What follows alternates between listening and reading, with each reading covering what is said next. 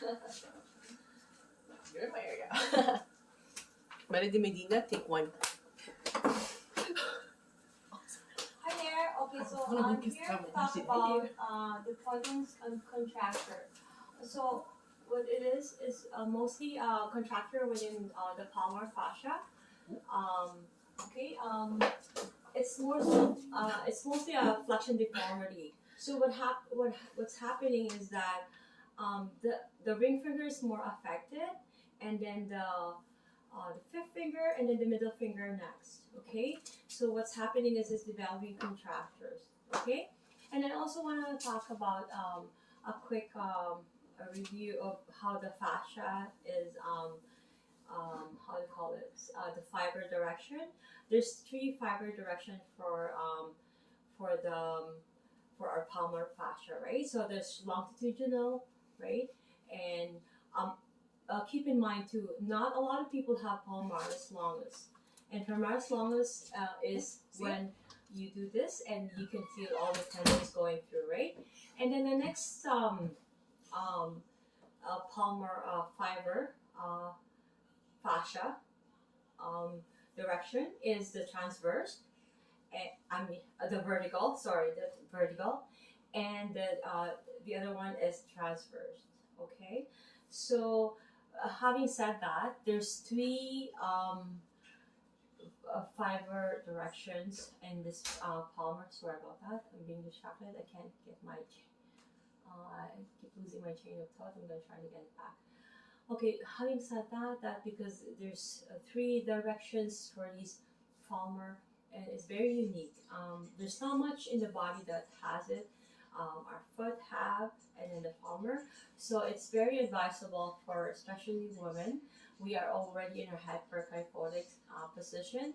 So if we're putting anything in our shoulder, weight on our shoulder, perhaps like a shoulder bag full of I don't know stuff like what I do, so it will compress more. So it's really not good. That's one thing that we need to avoid. Okay, because that could be a contributing factor also. Because keep in mind, this is stronger than this, right?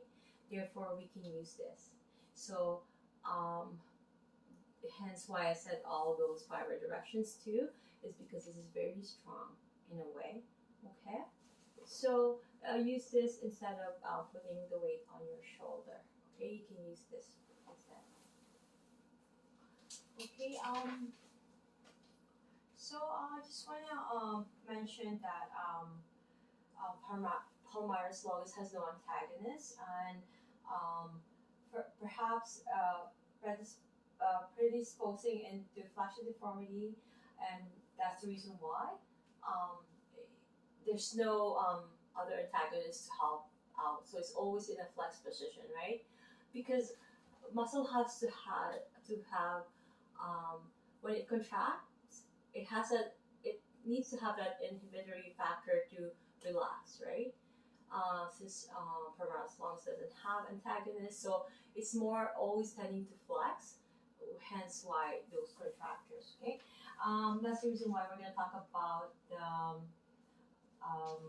the contributing factors. Okay.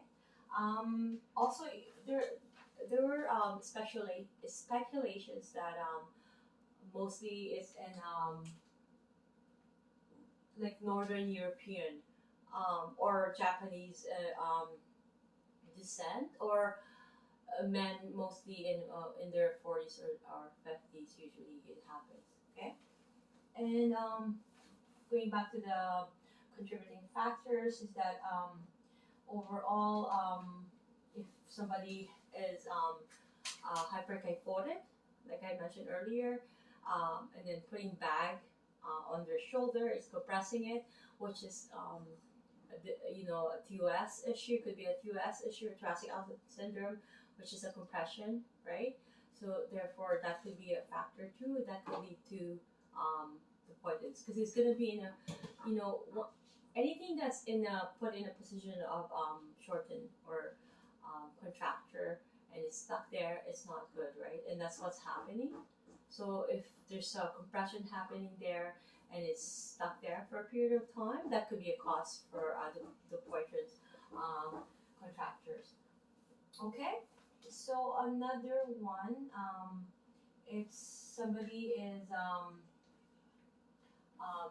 have an epilepsy, that's a factor as well, because there's a prolonged immobilization of the hand. Okay, um, alcoholism and diabetes is also contributing factors.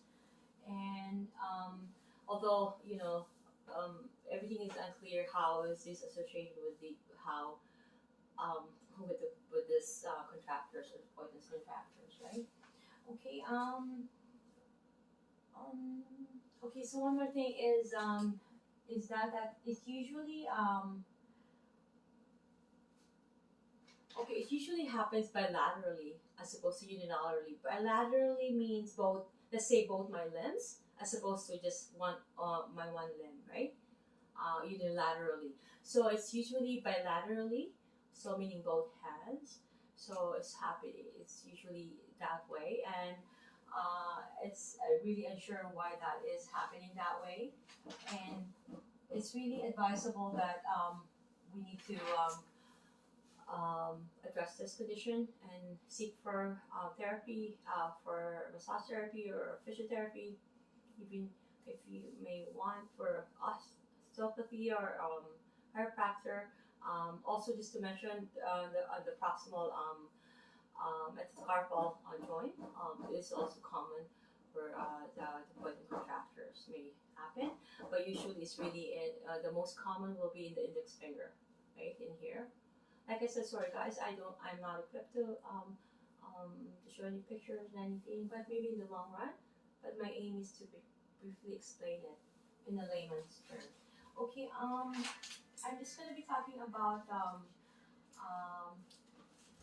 the cautious things that therapists need to avoid, right? Obviously, like friction to fatigue, that's just general. We don't do any friction. There's that contractures. They're in pain, and especially if they had a surgical thing done there, because that has to be done surgically to take out what is happening there. And I'm just gonna read my notes here.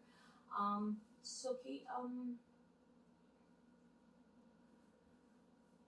So it's saying here that for the poisons contracture, nothing has to be done unless the my apologies. I have to delete restart. It has to really be healed before any therapy has to be done. So it's really crucial. So we need to remember that. Friction and rigorous technique shouldn't be done if they're taking inflammatory. There's always that rule that we decrease our techniques. Let's say from 7 to 5, we're not doing any rigorous technique. We're not over fatiguing the client, right? That's common. But one more thing is that doing any facial work or any stretching, it's a no go, and especially any physiotherapy or massage. Okay, it could be an indirect treatment, but nothing until everything's healed after surgery. This is after surgery. Okay, thank you guys, and I'm going to be talking about whiplash in the next vlog. Okay, thank you, and thanks for watching.